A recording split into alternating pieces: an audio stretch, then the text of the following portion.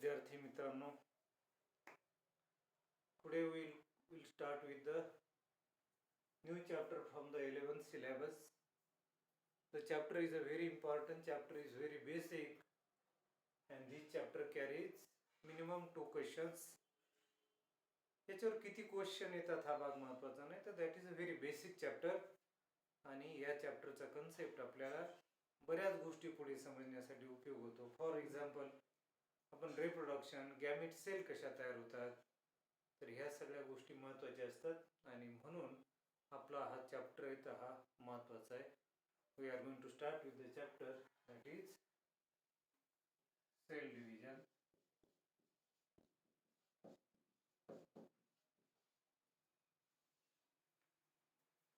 What is the name of the chapter? Cell cycle and cell division. Cell division and cell cycle.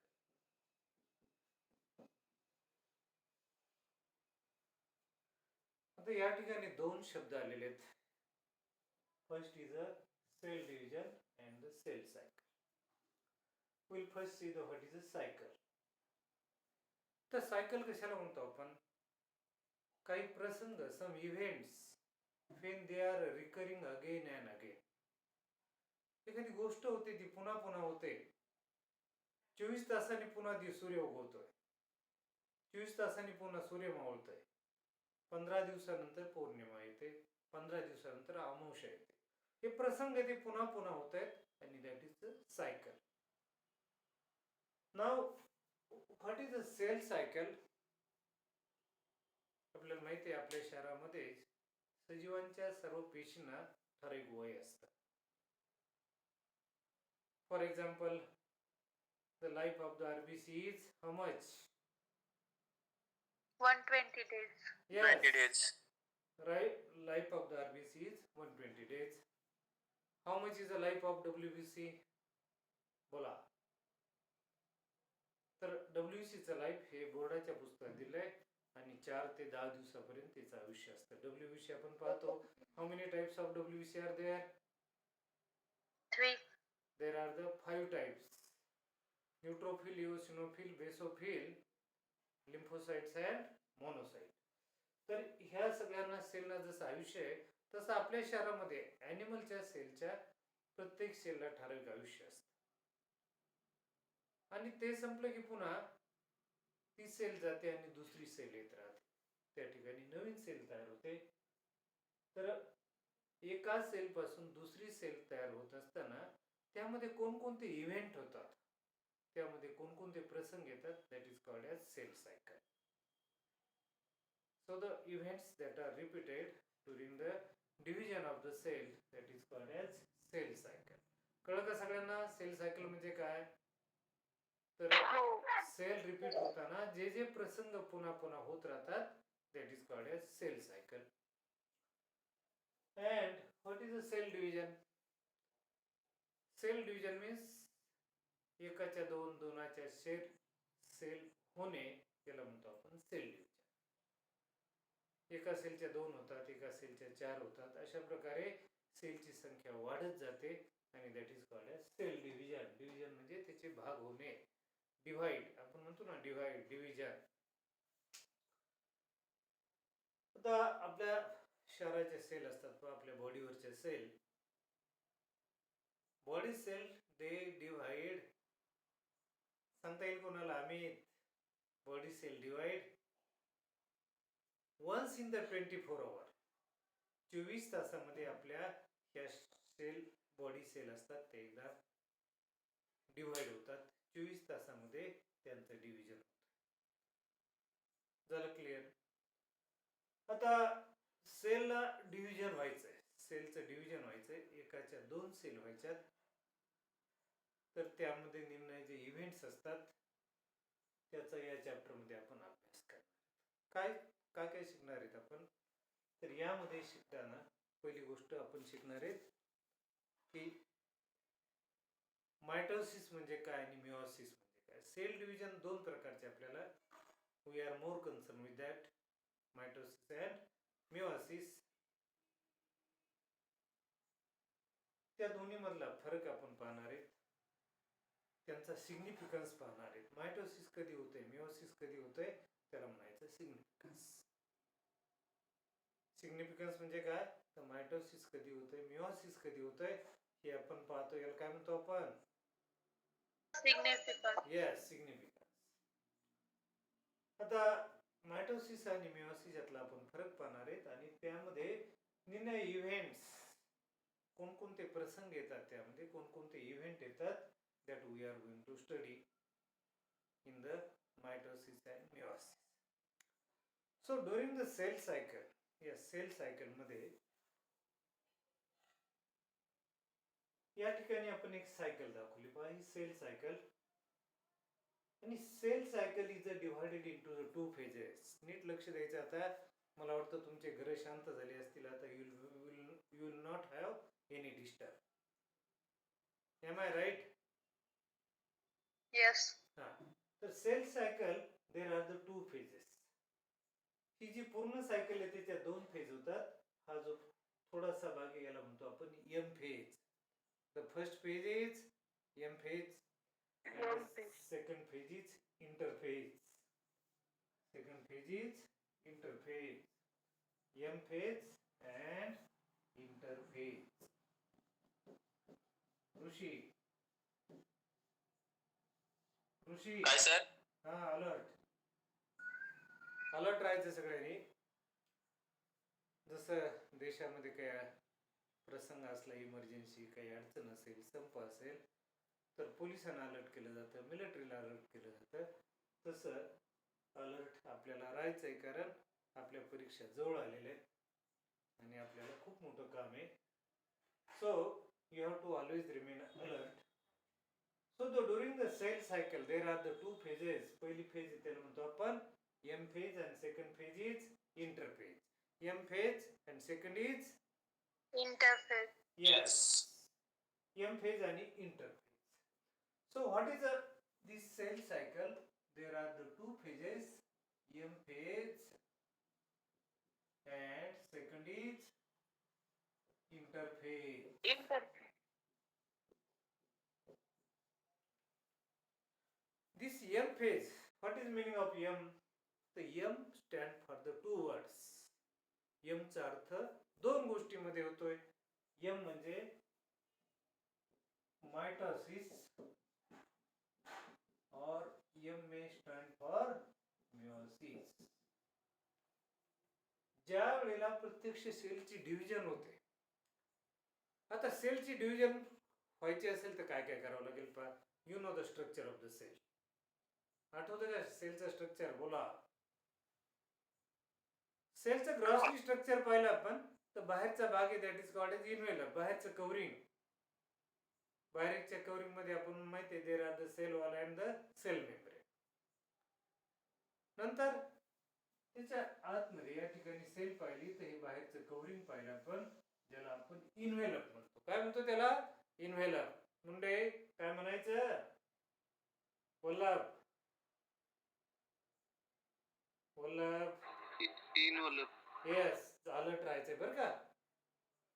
तर हे जे वरचं cover आहे याला म्हणायचं इन्व्हेलप किंवा आवरण. त्याला काय म्हणतो आपण? इन्व्हेलप किंवा आवरण. त्यामध्ये दुसरा जो भाग असतो आतला jelly like, that is called as cytoplasm. The jelly like substance that is called as cytoplasm and the innermost important part of the cell that is the nucleus. Centrally प्रत्येक सेल मध्ये न्यूक्लियस आहे. There is a jelly like substance cytoplasm and the outer there are the covering. Animal मध्ये एकच covering असते, plasma membrane, आणि plant मध्ये दोन covering आहेत.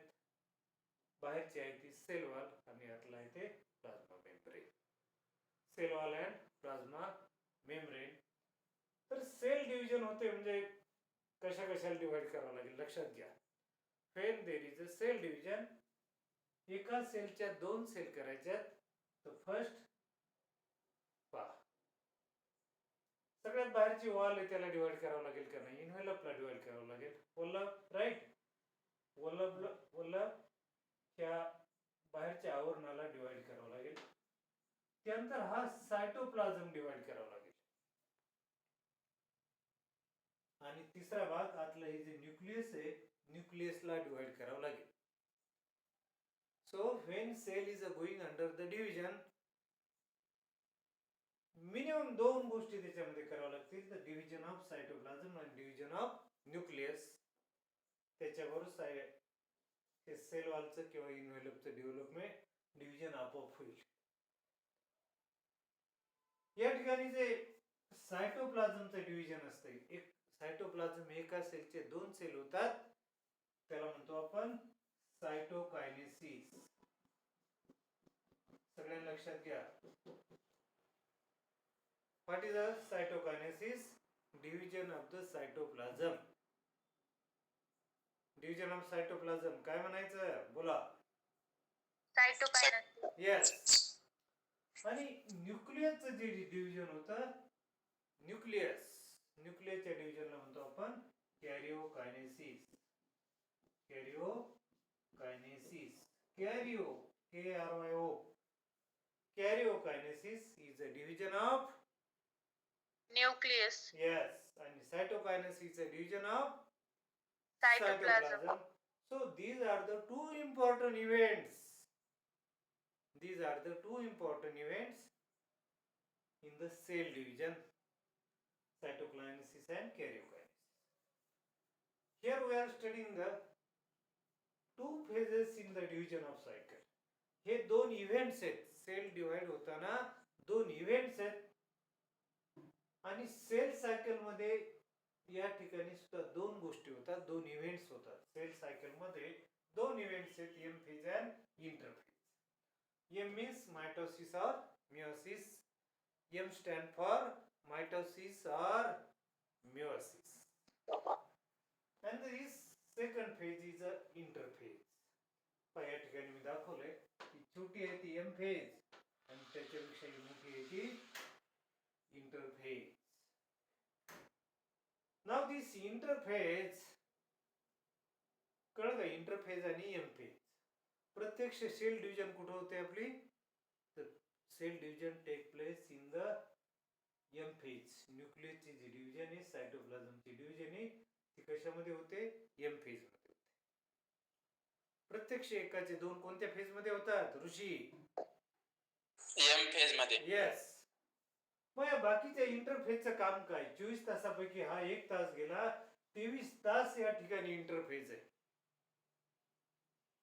किती तास आहे? 23 तास. तर 23 तास काय काम आहे? येस.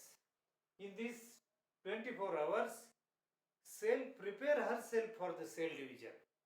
प्रत्यक्ष या ठिकाणी डिव्हिजन होते. Rest of the time cell prepare herself for cell division. समजा आपण पाहिलं एखादी गाय असेल, ती प्रेग्नंट असेल, तर प्रत्यक्ष डिलिव्हरीचा टाइम आहे, प्रत्यक्ष डिलिव्हरी त्याची एम फेज. मग बाकी 9 महिने काय? तर बाकीचे 9 महिने ती स्वतःला डिलिव्हरीसाठी तयार करत असते. बाळाची त्या ठिकाणी वाढ होत असते आणि त्याला म्हणून ड्युरिंग द इंटरफेज सेल काय करते? Cell prepare herself for cell division during interphase. Got it?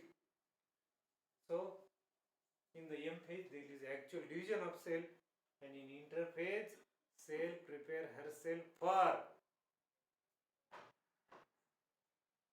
Nuclear division. cell division. Cell division म्हणजे न्यूक्लियस प्लस सायटोप्लाझम सगळे ह्या रेस्ट ऑफ द याच्यामध्ये तयार करते ती स्वतःला त्याच्या डिव्हिजन साठी. आणि प्रत्यक्ष डिव्हिजन ही एम फेज मध्ये होते. सायटोप्लाझम आणि न्यूक्लियस दोन्हीची डिव्हिजन कशामध्ये होते? एम फेज मध्ये होते. झालं clear Pooja? M phase, yes, M phase मध्ये प्रत्यक्ष सायटोप्लाझम आणि न्यूक्लियसची डिव्हिजन होते.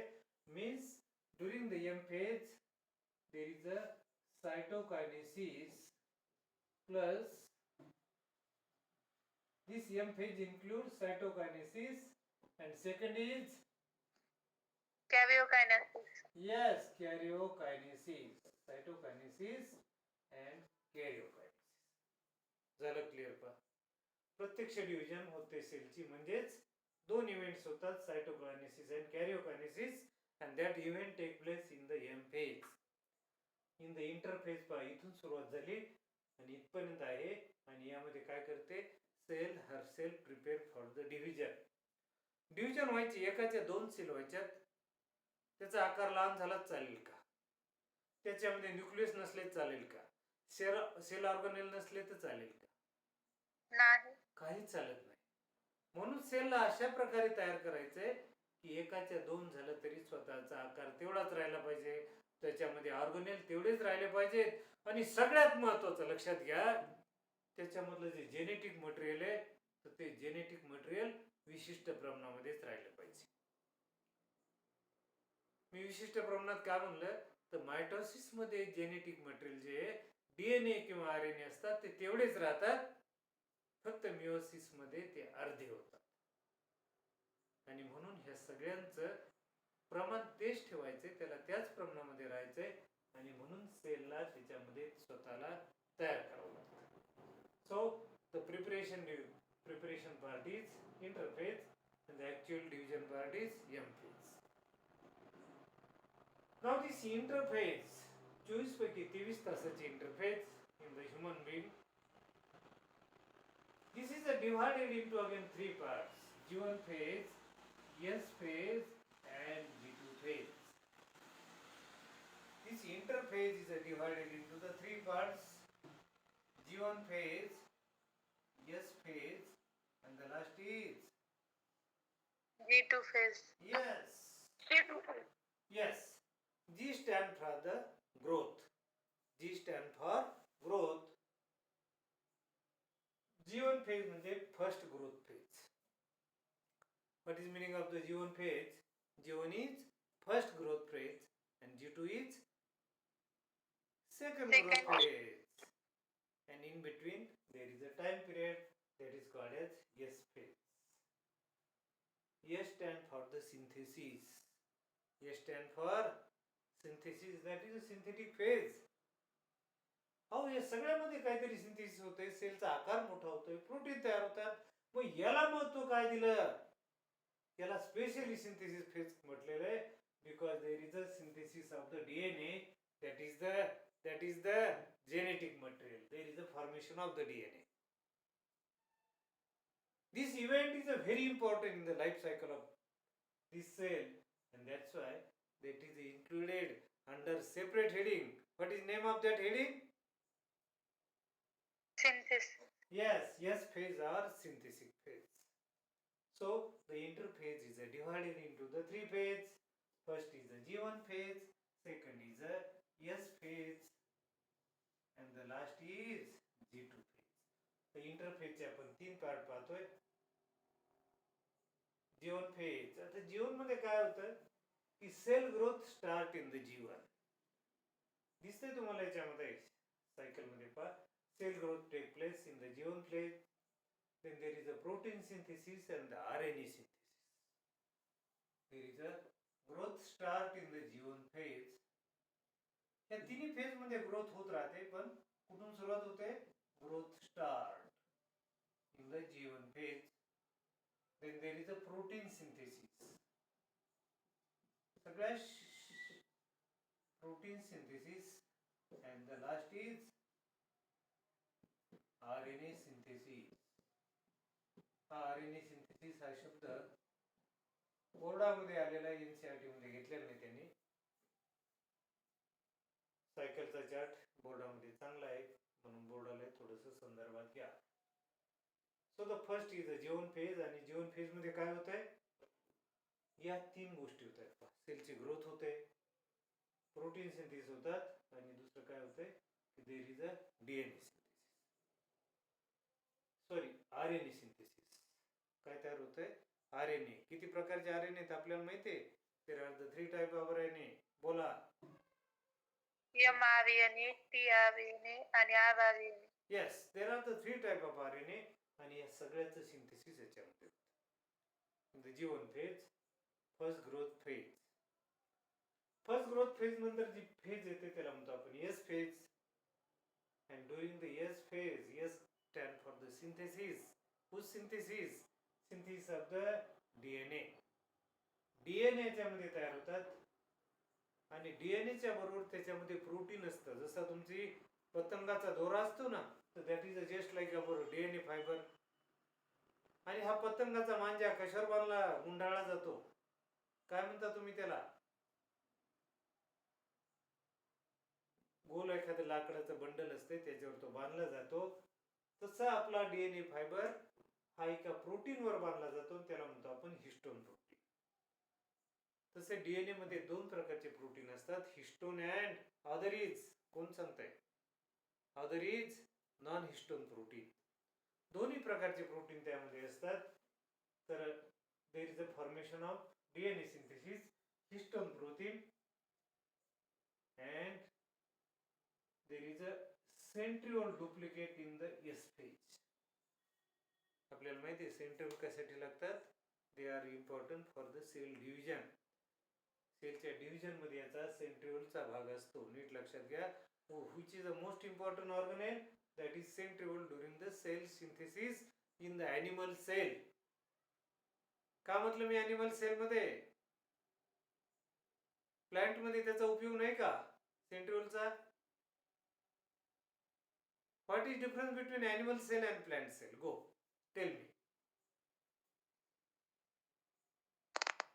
Present in animal cell. Centriole are absent in the plant cell. पण प्लांट सेल मध्ये सेंट्रिओल नाही तर त्याचा डिव्हिजन मध्ये भाग घेणार का ते? सांगा बरं मला. नाही. नाही ना, हा साधा भाग आहे त्यामध्ये. म्हणून आपण तर ॲनिमल आणि प्लांट सेल मधला फरक पाहिला. प्लांट सेल मध्ये सेल वॉल असते, ॲनिमल मध्ये ॲब्सेंट असते. दुसरा भाग कोणता पाहिला होता? व्हॅक्युल प्लांट मध्ये असतात, व्हॅक्युल इकडे ॲनिमल मध्ये नसतात. प्लांट मध्ये कलर असतो म्हणून झाडाला कलर असतो, ॲनिमलला कलर नसतो. ते तर सगळ्यांना माहिती आहे. हे सगळं प्लांट मध्ये आहे असं म्हणलं आपण.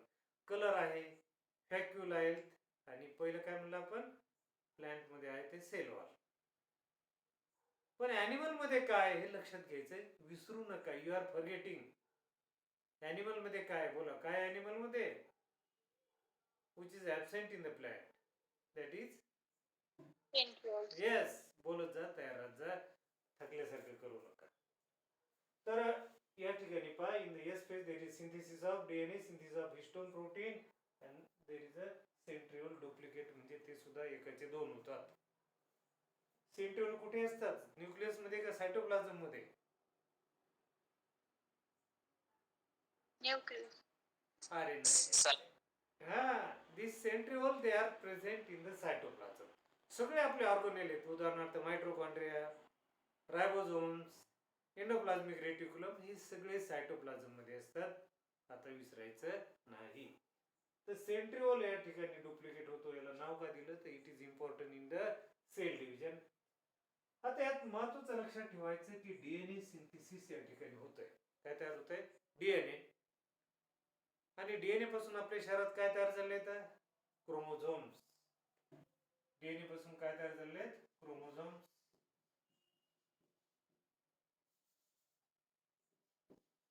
आपल्या शरीरामध्ये न्यूक्लियस मध्ये काय असतात? डीएनए, आणि त्याच्यापासून क्रोमोझोम्स. माणसामध्ये किती असतात क्रोमोझोम्स?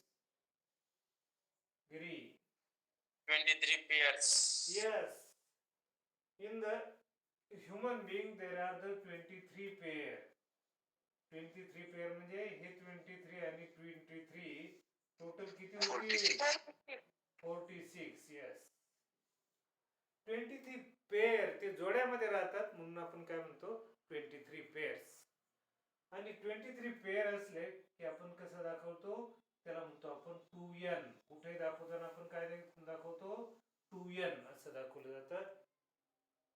आणि 2n म्हणजे याला म्हणतो आपण डिप्लॉइड सेल. हॅप्लॉइड आणि डिप्लॉइड असे शब्द येतात. तर ज्याच्यामध्ये ज्या सेल मध्ये the cell which contain the 46 chromosome, cell which contain the 46 chromosome, or cell which contain the 23 pairs of chromosome, cell which contain the 23 pairs of the chromosome. मी एकच शब्द आहे पण वेगळ्या पद्धतीने. 46 chromosome or 23 pair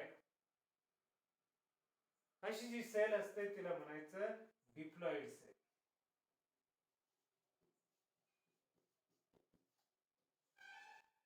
ऋषी आलं का लक्षात? डिप्लॉइड सेल म्हणजे काय? ज्या सेल हो मध्ये सर. ज्याच्यामध्ये क्रोमोझोम 46 असतात किंवा 23 पेअर असतात, दॅट इज डिप्लॉइड सेल. आणि हॅप्लॉइड सेल म्हणजे काय? तर दुसरा शब्द आहे हॅप्लॉइड.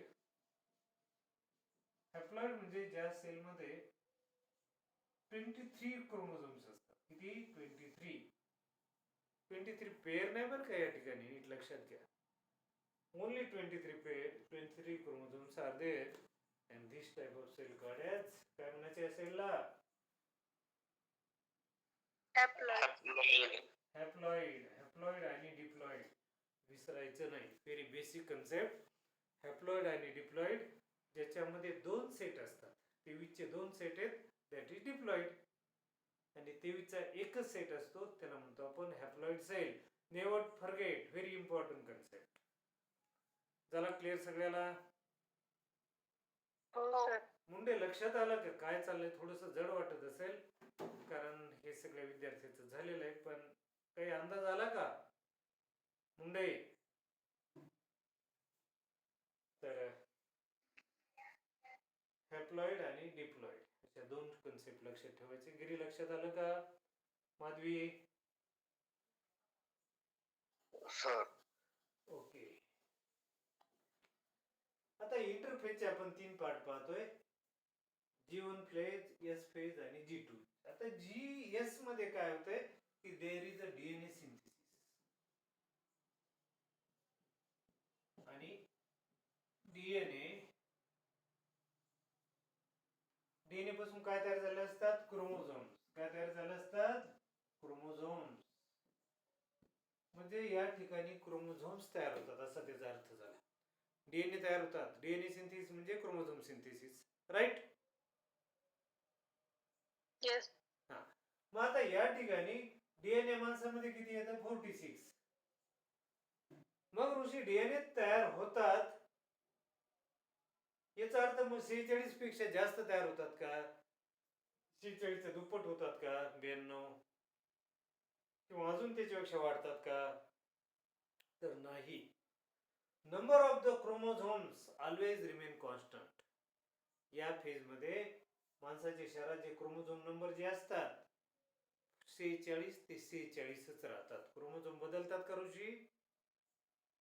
नाही. क्रोमोझोम बदलत नाहीत. मग सिंथेसिस काय होतंय?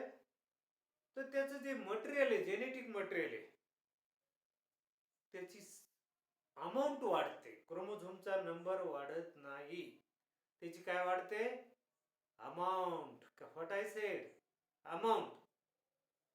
जसं पुस्तकात सांगितलेलं आहे, या फेजचा असं गृहीत धरा की क्रोमो हे मटेरियल जे 2C असेल तर ते किती होईल? That will become 4C. त्याचं मटेरियल वाढतंय, अमाऊंट वाढते, but chromosome number always remain in the same number. Don't forget. Chromosome number किती राहतात? 46. तेवढेच राहतात. हे आता ह्युमन बिंग मध्ये 46 आहेत, पण दुसरा ॲनिमल घेतला एखादा ज्याच्यामध्ये क्रोमोझोम कमी आहेत, जास्त आहेत, तर त्याचे आहे तेवढे राहतात. चला, अलग लक्षात. हा पॉईंट परीक्षेला याच्यावर नक्की प्रश्न येतो, विसरायचं नाही. त्यानंतर कोणत्या फेज मध्ये काय काय होतं हे परीक्षेमध्ये विचारलं जातंय, विसरायचं नाही. विसरायचं म्हणा. येस. येस म्हणायचं, त्याला काय. चला, म्हणजे अधिकार प्राप्त होतो येस म्हणलं की. The last phase we are going to see is G2 phase. आणि G2 मध्ये काय होतंय? There is also protein synthesis. G2 मध्ये सुद्धा प्रोटीन सिंथेसिस होतंय.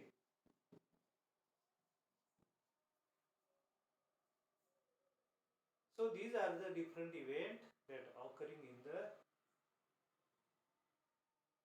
dividing cell in the cell cycle. Interphase मध्ये आपण 3 पार्ट पाहिले. इंटरफेज मध्ये 3 इव्हेंट होतात. प्रत्येक इव्हेंट मध्ये काय काय होतं हे परीक्षेमध्ये विचारतात. सगळ्यांनी लक्षात घ्यायचंय, इव्हेंट्स त्याचे परीक्षेमध्ये विचारतात. Now what happens in the M phase?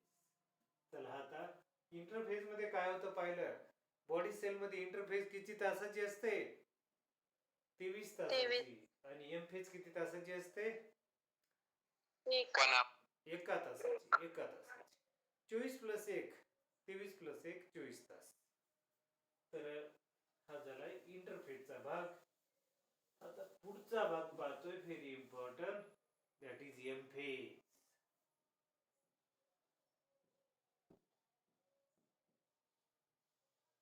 Now we are going to study the M phase, छोटी फेज. त्या एम फेज मध्ये आपण त्याला स्टडीसाठी 4 भागामध्ये डिवाइड केलंय.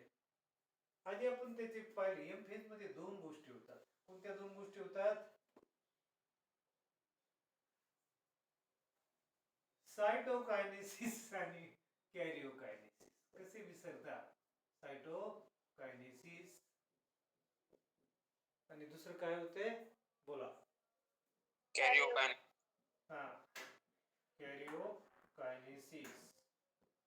म्हणजे सेल डिवाइड होताना, प्रत्यक्ष सेल डिवाइड होताना there is a division of cytoplasm and the division of nucleus. There is a division of cytoplasm and the division of Nucleus. yes. आता सायटोकायनेसिस, सायटोप्लाझमची डिव्हिजन ही फार किचकट गोष्ट नाहीये, साधी गोष्ट. आता एखादी सेल घेतली पहा आपण, अशी जर सेल घेतली तर सेल आपल्याला माहिती आहे, there are the 2 types of cell. One is animal cell and other is plant cell. Animal cell आणि प्लांट सेल याच्यामध्ये सायटोकायनेसिस हे वेगवेगळ्या प्रकारे होते. So in the animal and the plant, ही आपण first cell I have taken is animal cell. This is animal cell and this is second is Plant cell. plant cell. Now this animal cell पहा, या ठिकाणी central nucleus आहे, त्याचे division चालू आहे. पण त्याच वेळेला ॲनिमल सेल मध्ये काय होतं की बाहेरचं जे इन्व्हेलप असतं, त्या इन्व्हेलपला असा खड्डा पडतो. इन्व्हेलपला काय असा खड्डा पडतो, त्याला म्हणतात फ्युरो फॉर्मेशन. काय म्हणतो त्याला आपण? Furrow, FURO. Furrow formation take place in animal cell. शब्द विसरायचा नाही. ॲनिमल सेल मध्ये असा इन्व्हेलपला डिप्रेशन येतं, खड्डा पडतो आणि हा जो डिप्रेशन आहे तर हळूहळू मोठं होत जातं आणि एकाच्या 2 सेल होतात. अलग लक्षात. So in the animal, Rushi, in the animal there is a furrow formation in the envelope, in the plasma membrane. Animal मध्ये सेल वॉल आहे का? नाही, फक्त प्लाझ्मा आहे. या प्लाझ्मा मेम्ब्रेन मध्ये असा फ्युरो फॉर्मेशन होतं आणि सायटोप्लाझमची डिव्हिजन होते. चला, झालं clear? Yes, sir. So in हो the सर. animal cell, ऋषी आवाज आला पाहिजे मला. In the animal cell there is a furrow formation. वाक्य पाठ ठेवायचं आणि परीक्षेमध्ये विचारतात फ्युरो हा शब्द महत्त्वाचा आहे आपल्याला. The word furrow is important. You have to remember it. The second cell is a plant cell आणि आपल्याला माहिती आहे in the plant the envelope is made from the 2 layers. कोणते 2 लेयर आहेत? Cell wall आणि plasma. Cell wall and plasma membrane. Now we know that cell wall is a tough, that is not elastic. आणि ही elastic नसल्यामुळे त्याला असं depression करता येत नाही, त्याला खड्डा पडत नाही. As the cell wall is a tough, it is a difficult to form the furrow. तिथे खड्डा पडत नाही. आणि खड्डा पडत नसेल तर मग कसं आहे? खड्डा पडत नसेल तर त्याला नवीन पद्धत त्याच्यामध्ये असते. त्या ठिकाणी एक अशी प्लेट तयार होते आणि ह्या प्लेट मोठी होत जाते आणि एका सेलच्या 2 सेल तयार होतात. So in the plant cell there is a plate formation. काय शब्द लक्षात ठेवायचा? In the plant cell there is a Plate formation. and in animal cell there is a dash formation.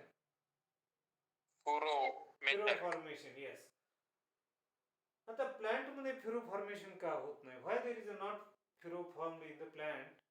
Because cell wall is a tough, so there is a no chance for furrow फॉर्मेशन. Got it Rishi? कळलं का? Yes, sir. Yes, very nice. आता we have seen the first part, that is the cytokinesis, that is division of the cytoplasm. And this cytoplasm division, the methods are different in the animal and the plant only because the covering of the animal cell is a very hard tough. Right. आता हा झाला cytokinesis, हा first part. And the now most important and the next part is a karyokinesis. That is a nuclear division.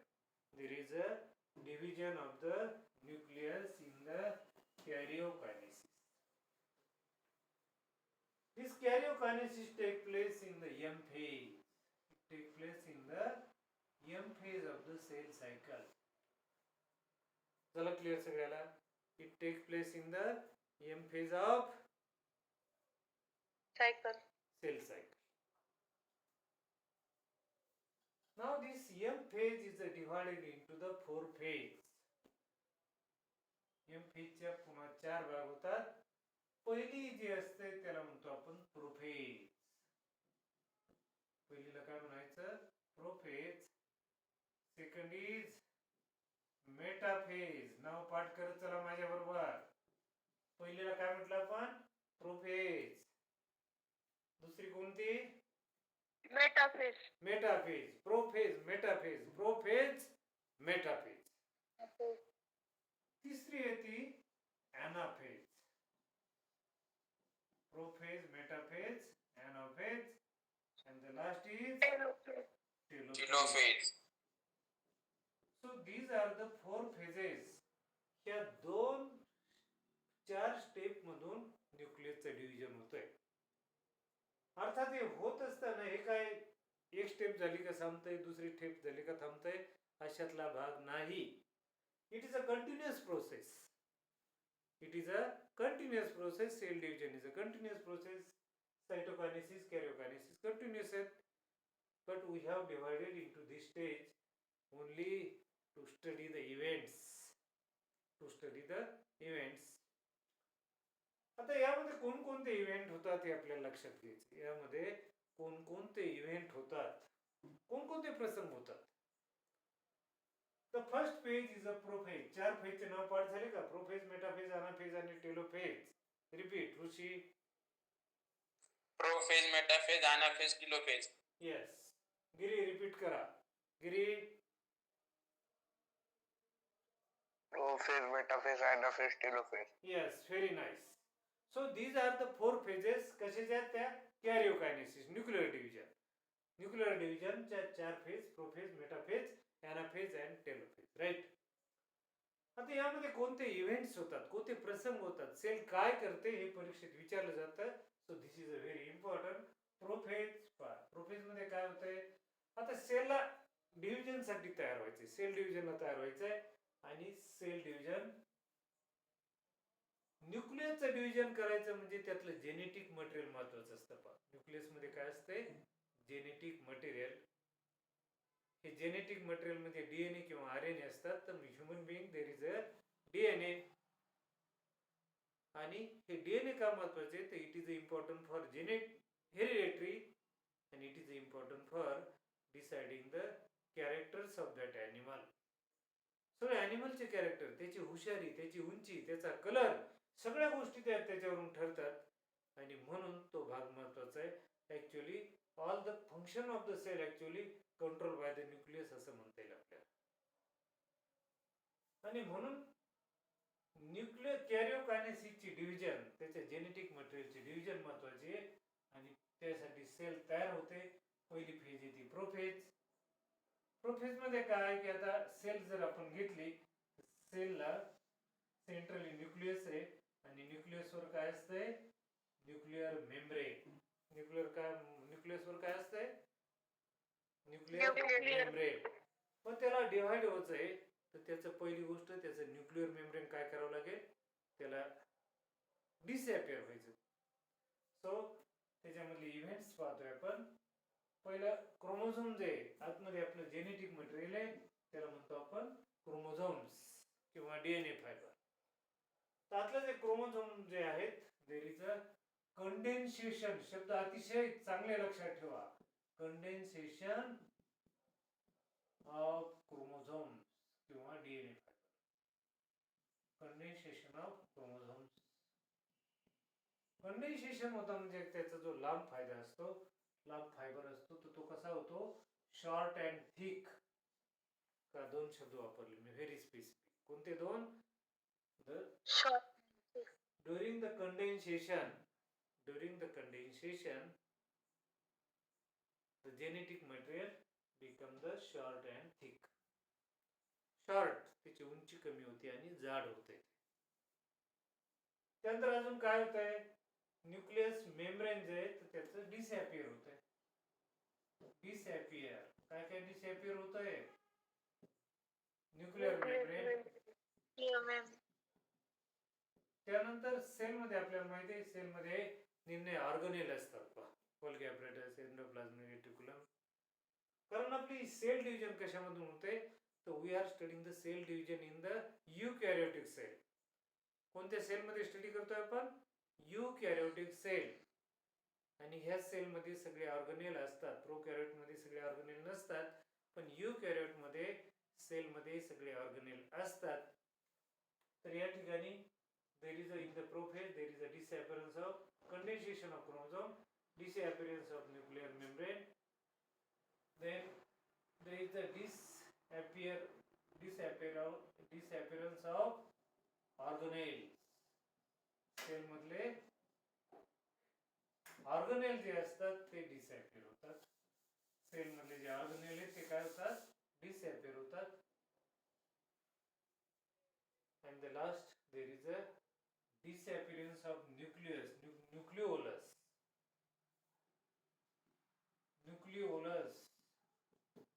कुठं असतो nucleolus?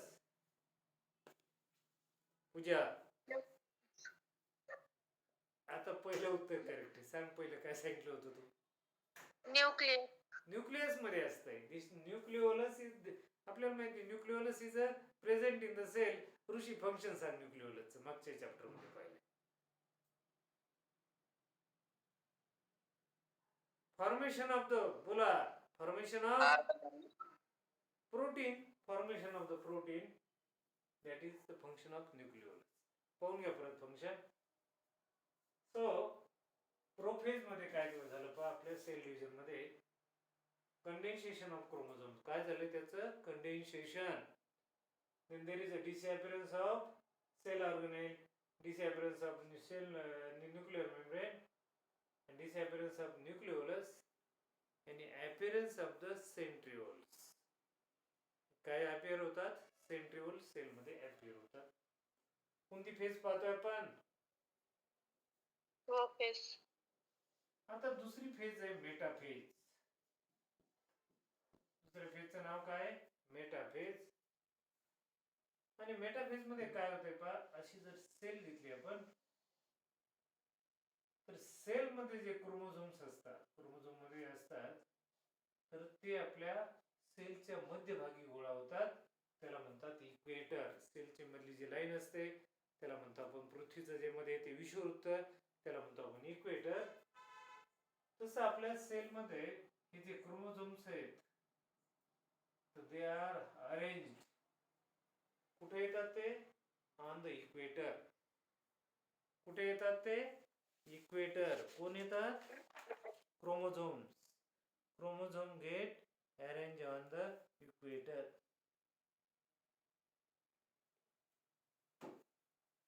सगळ्यात महत्वाचं लक्षात ठेवा. There is alignment. अलाइनमेंट म्हणजे एका रेषेला येतात.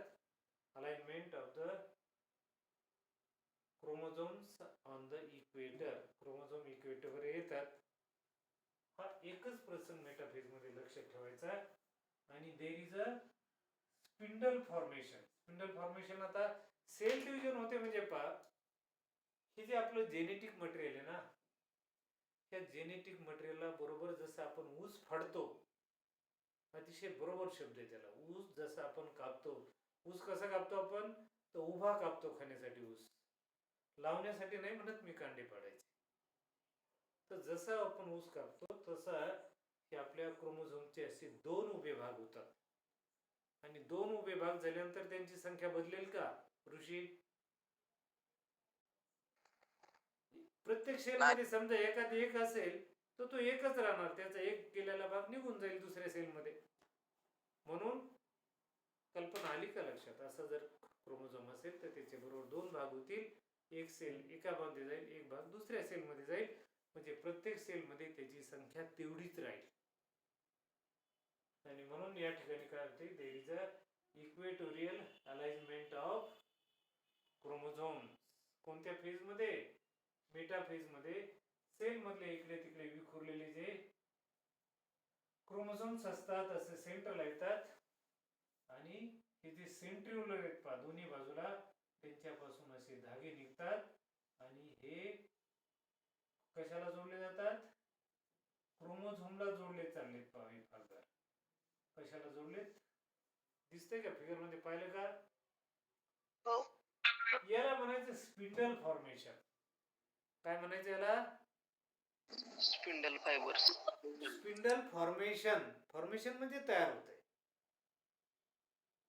So what happens during the metaphase? There is a spindle formation and these chromosomes are arranged on the equator.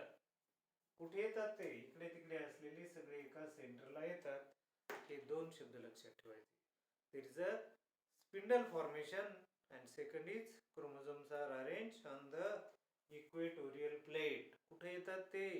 Equator मध्ये येतात, विषुववृत्तामध्ये येतात, सेंटर मध्ये येतात. झालं क्लिअर ऋषी? Yes, sir. गिरी? Yes, sir. जरा पुण्याला आवाज उशीर आहे तो काय गिरी? काय तुझा थोडस मला वाटतं काहीतरी डिले होतो काय ना, आपल्यामध्ये अंतर मोठं असल्यामुळे. जवळच्या विद्यार्थ्याला आवाज लवकर जातो, लांबच्याला थोडा टावरचा याचा काही प्रॉब्लेम असू शकेल. तर दुसरी फेज पाहिली आपण मेटाफेज. तिसरी कोणती आता? Anaphase. In the anaphase part हे जे क्रोमोझोम्स आहेत त्याचे 2 पार्ट झालेले असतात, त्याला म्हणतात सिस्टर क्रोमॅटिड. त्याला काय म्हणतात? हा जर आपण क्रोमोझोम्स घेतला तसे 2 क्रोमोझोम सेंटरला अटॅच असतात आणि याला म्हणतात क्रोमॅटिड्स, सिस्टर क्रोमॅटिड. दिसतंय का तुम्हाला काय म्हणायचं? Sister chromatid. ते सेंटरला जोडलेले येतात आणि त्याचा जो जोडण्याचा पॉइंट आहे त्याला म्हणतात सेंट्रोमेर. काय म्हणायचं जोडण्याच्या पॉइंटला? सेंट्रोमेर. सगळ्यांनी बोलत चला, सेंट्रोमेर. सिस्टर क्रोमॅटिड एकमेकाला सेंट्रोमेरने जोडलेले असतात आणि या सेंट्रोमेरला या बाजूने एक फायबर जोडला जातो, दुसऱ्या बाजूने दुसरा फायबर जोडला जातो आणि दोन्ही सिस्टर क्रोमॅटिड्स एकमेकापासून वेगळ्या होतात. आली कल्पना? दोन्ही सिस्टर क्रोमॅटिड एकमेकापासून वेगळे होतात. So in the anaphase the chromosomes start moving away from the equatorial plate. सेंटरची जी प्लेट आहे त्याच्यापासून क्रोमोझोम स्टार्ट मुव्हिंग अवे, या पोल कडे यायला लागतात. कुठे यायला लागतात ते? They move towards the pole. Centre पासून कुठे चालले ते? आता पोल कडे चालले. आपल्याला माहिती आहे की पोल कडे चालले म्हणजे याच्याशी धागे जोडले गेले त्याला, आणि इकडचे जे धागे इकडे जोडले गेले आणि अर्धे भाग होऊन एक अर्धा भाग ह्या पोलकडे चालला क्रोमोझोमचा, अर्धा भाग दुसरीकडे चालले. आता अगोदरच्या बोर्डाचे सिलेबस विचारायचे की या ठिकाणी दोन्ही एकमेकापासून जात असताना याच्यामध्ये कोणते धागे रिलॅक्स होतात आणि कोणते कॉन्टॅक्ट होतात, पण तो भाग आता सिलेबस मध्ये आलेला नाही किंवा एनसीईआरटी मध्ये राहिलेलं नाही, म्हणून त्याच्यामध्ये धाग्याचं नाव आपण घेत नाही. So in the anaphase this chromosomes move away from the each other. पहिलं आपण प्रोफेज मध्ये कंडेन्सेशन ऑफ क्रोमोझोम आणि disappearance of the nuclear membrane, disappearance of organelle, disappearance of nucleolus आणि सेंट्रिओल त्या ठिकाणी अपीअर होतात. कोण अपीअर होतात? सेंट्रिओल. दुसरी फेज पाहिली आपण metaphase. In the metaphase chromosomes are arranged on the equatorial plate and there is a spindle formation.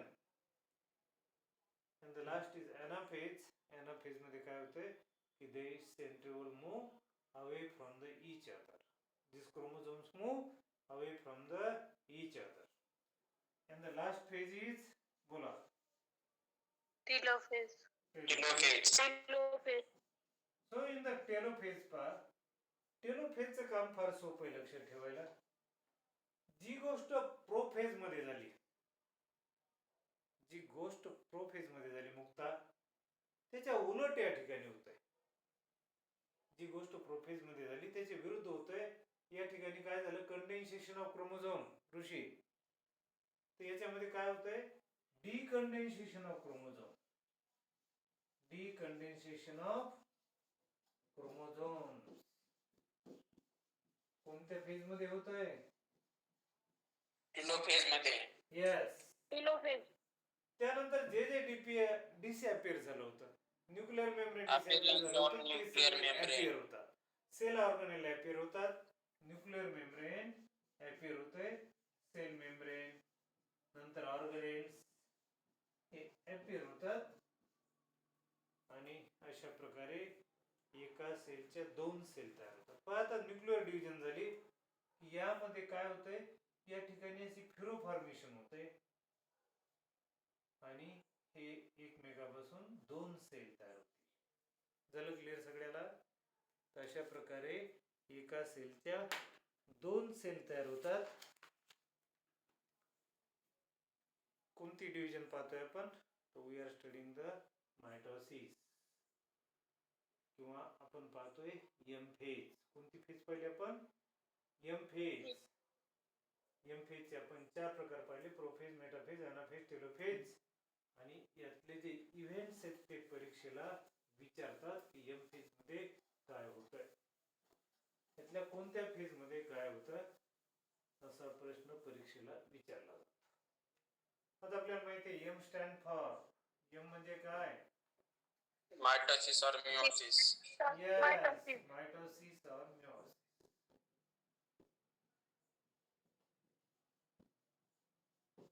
ह्या दोन्ही डिव्हिजन मध्ये पहा, ह्या 2 प्रकारच्या डिव्हिजन आहेत. ऋषी तुला प्रश्न विचारला होता तर त्याचं उत्तर या ठिकाणी.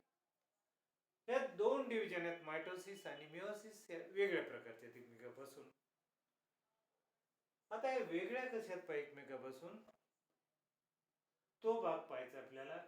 आणि मायटोसिस कधी होते आणि मेयोसिस कधी होते पाहायचं. या ठिकाणी आपण जे इव्हेंट्स पाहिले, प्रोफेज, मेटाफेज, अनाफेज, तर हे इव्हेंट्स आहेत ते मायटोसिस मध्ये. कशामधले आहेत ते? Mitosis. So during the mitosis ते 4 इव्हेंट्स पाहिले आपण.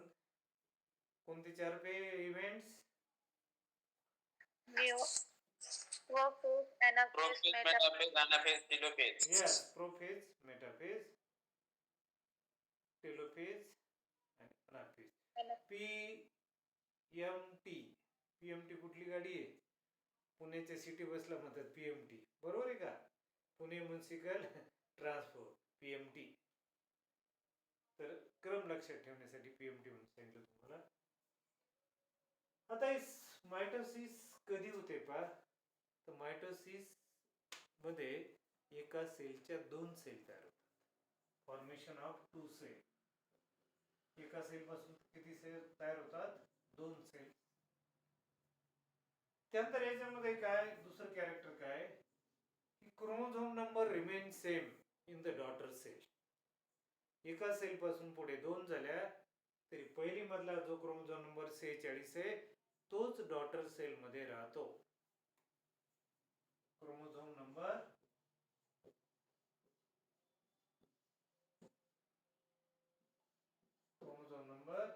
Remain same. नीट लक्षात घ्या. क्रोमोझोम नंबर किती राहतो? Same. सेम माणसामध्ये 46 आहे तर 46 राहतो. म्हणजे आपण जर समजा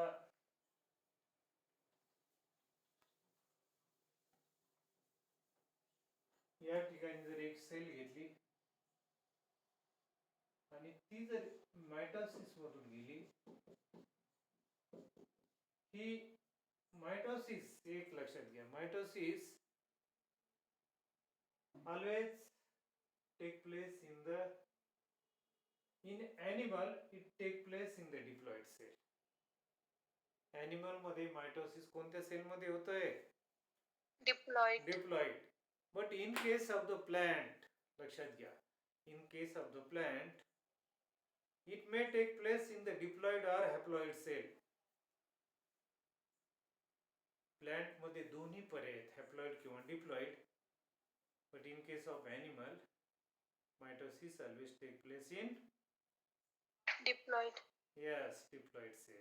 बोलत चला सगळ्यांनी. आता पहा या ठिकाणी क्रोमोझोम नंबर रिमेन सेम, म्हणजे क्रोमोझोमचा नंबर तेवढाच राहतो. तिसरं काय सांगितलं आपण? प्लांट मध्ये it take place in the haploid or diploid cell.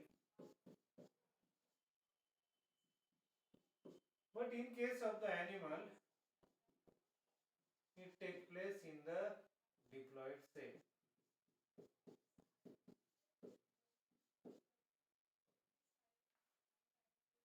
जरा क्लिअर? Yes, sir. आता इन द मायटोसिस पार्ट ही सेल आपली, इन द मायटोसिस मध्ये काय होतंय, एका सेलच्या दोन सेल तयार होतात. एका सेलच्या दोन सेल तयार होतात आणि एका सेलच्या दोन सेल तयार होताना मदर सेल पाहिली आपण, हे डिप्लॉइड आहे समजा, त्याच्यामध्ये डिप्लॉइड कसं दाखवतात 2n. तर त्याच्यापासून ज्या डॉटर सेल होतात तर त्यांचं सुद्धा जेनेटिक मटेरियल हे 2nच असतं. त्यांचं सुद्धा जेनेटिक मटेरियल कसं आहे 2n, किंवा ही डिप्लॉइड आहे, mother cell is a diploid and daughter cell they are also diploid. Mother cell haploid असेल तर त्या हॅप्लॉइड असतील, मदर सेल डिप्लॉइड असेल तर त्या डिप्लॉइड राहतील. झालं क्लिअर?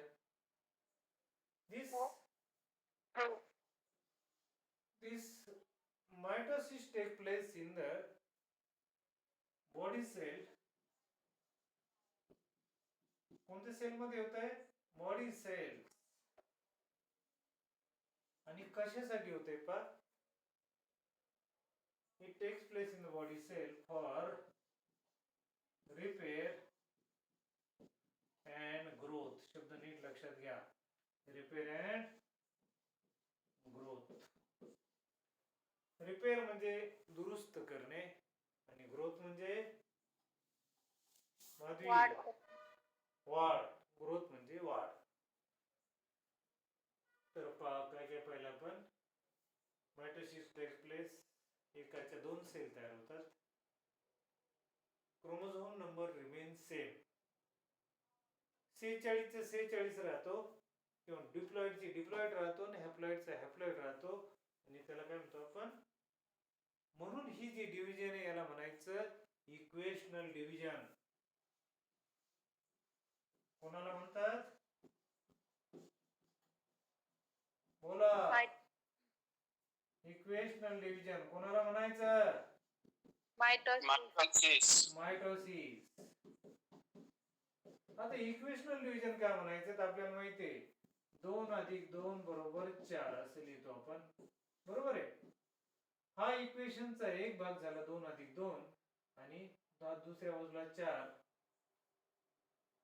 हे आपण वेगळे लिहिले आणि एकत्र लिहिले, पण दोन्हीचा अर्थ एकच आहे. 2 अधिक 2 बरोबर 4.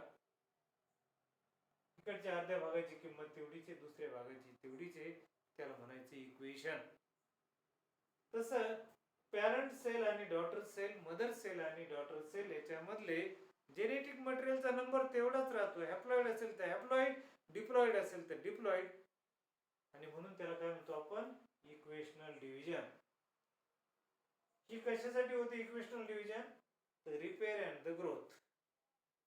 आपल्या शहरामध्ये समजा बाळाची वाढ होते. आपण वाढ मधले दोन गोष्टी पाहिल्या होत्या. What is a growth? पहिल्या चॅप्टर मध्ये पाहिले. What is growth? Increasing number. Increase in mass and increase in number of cells. Increase in mass and increase in number of cell. त्याचं वजन वाढतंय, मास वाढतंय आणि सेलची संख्या वाढते. त्याला काय म्हणतो आपण? We call it as a it take place in the, त्याला आपण ग्रोथ म्हणतो. काय म्हणतो त्याला? Growth. Increase in the mass, increase in number of sale.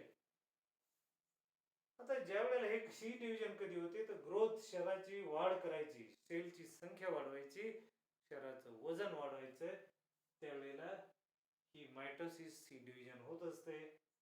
आणि दुसरी गोष्ट रिपेअर. समजा या ठिकाणी जखम झाली किंवा आपल्या शरीरामधले सेल 24 तासांनी जातात. ते गेल्यानंतर पुन्हा नवीन सेल त्या ठिकाणी यावं लागतील आणि त्यासाठी repair and the growth, these are the two important purpose of mitosis. कळलं का मायटोसिस? कृषी हो सर. ओके. आता मिओसिस त्याचे अपोजिट आहे. पहा, मिओसिस मध्ये काय होतंय की जेनेटिक मटेरियल, सगळं लक्ष आपलं जेनेटिक मटेरियल असतं. सायटोप्लाझम किती कमी झाला का जास्त झाला त्यामध्ये आपण जास्त पाहत नाहीत, पण कशाकडे लक्ष आपलं? सायटोप्लाझम कडे. आता दिस meiosis, this division is exactly opposite.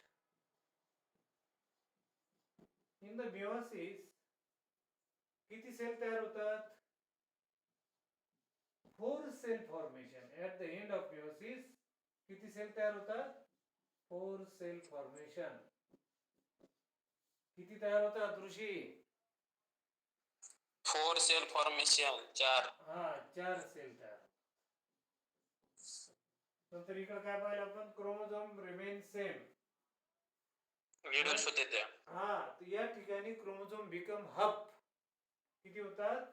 46 चे 23 होतील. Chromosome become hub.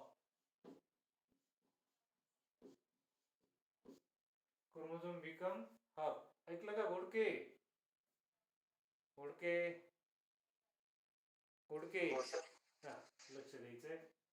तर या ठिकाणी एकाच्या 4 सेल होतात आणि क्रोमोझोम हे अर्धे होतात. मग माणसामध्ये 46 क्रोमोझोम आहेत.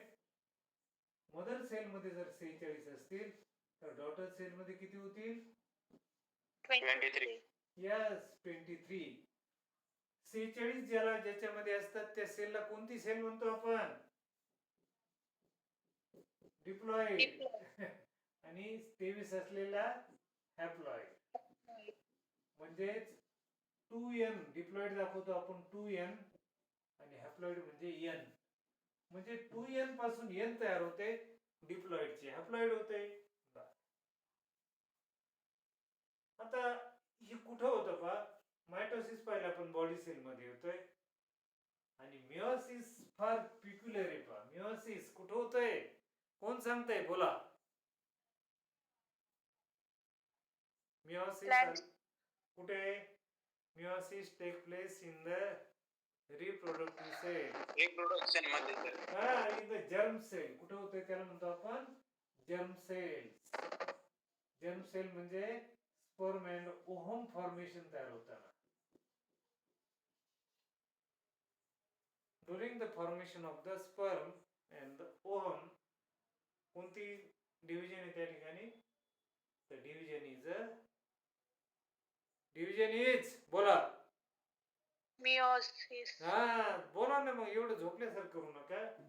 घोडके बोलायचंय. घोडके बोलत नाहीस लवकर. सो ड्युरिंग द मिओसिस कधी होतंय ते? Germ cell formation. Germ cell कोणाला म्हणायचं? स्पर्म आणि ओव्हम. आणि बॉडी सेल मध्ये होतंय ते मायटोसिस. इकडे क्रोमोझोम नंबर अर्धे होतात आणि मायटोसिस मध्ये तेवढेच राहतात. याला म्हणतो आपण इक्वेशनल डिव्हिजन. आणि याला काय म्हणायचं ऋषी? Reductional division. Reduction division, yes. It is called as reduction division. So this is a difference between mitosis and meiosis. याचं हे काढून घ्या ज्याला जमेल त्याने. मोबाईलचा स्क्रीनशॉट काढायचा. स्क्रीनशॉट कसं काढायचं माहिती आहे का? आवाज कमी करायचं बटन आणि बंद करायचं बटन एका वेळेला दाबले की आपला त्या ठिकाणी स्क्रीनशॉट म्हणजे पिक्चर निघतो. तर स्क्रीनशॉट काढून घ्या किंवा फास्ट 2 मिनिटात लिहून घेता का? घ्या, लिहून घ्या म्हणजे अडचण येणार नाही.